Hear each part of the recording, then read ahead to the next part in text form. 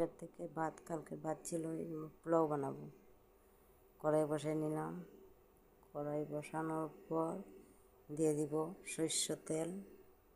সরষের তেলটা গরম করার পর দিয়ে দেব 2টা শুকনো মরিচ আর তেজপাতা দিয়ে দেব 2টো।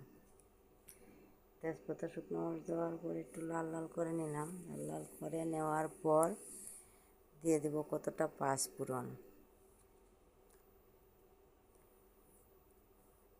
দিয়ে দিলাম পাঁচফোড়ন। পাঁচফোড়নটা লাল লাল হওয়ার পর কেটে রাখা আলুগুলো চিকনা চিকনা করে সবগুলা দিয়ে দিব। সবগুলা আলু আমি দিয়ে দিলাম।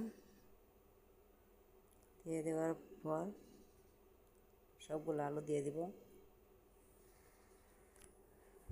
সিদ্ধ হওয়ার জন্য কিছু স্বাদ অনুযায়ী লবণ দিয়ে দিলাম।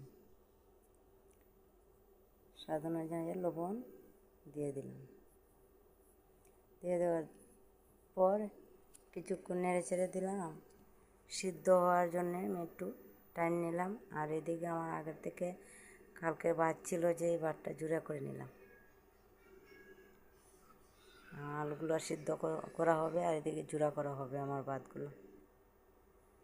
আরেকবার একটু নেড়ে চেড়ে দিলাম যাতে নিচে দিকে জ্বলে না যায়, এই জন্য দিয়ে দিলাম আরেকবার নাড়াচাড়া করলাম। সিদ্ধ হওয়ার জন্য একটু সময় রেস্ট দিলাম। তারপরে দিয়ে দিলাম একটু সামান্য হলুদ। হলুদ দেওয়ার পর আরেকবার নেড়ে চেড়ে দিলাম। গন্ধটা গেল। এদিকে পনিরের টুকরোগুলো আরেকবার আমি দিয়ে দিলাম। পনিরের টুকরোগুলো দেওয়ার পর 5-7 সেকেন্ডের মতো নেড়ে চেড়ে দিলাম। কাঁচা গন্ধটা চলে যাবে আর একটু ভালো গন্ধটা আসবে, যে খুব ভালো লাগবে। হয়ে গেছে 5 সেকেন্ড।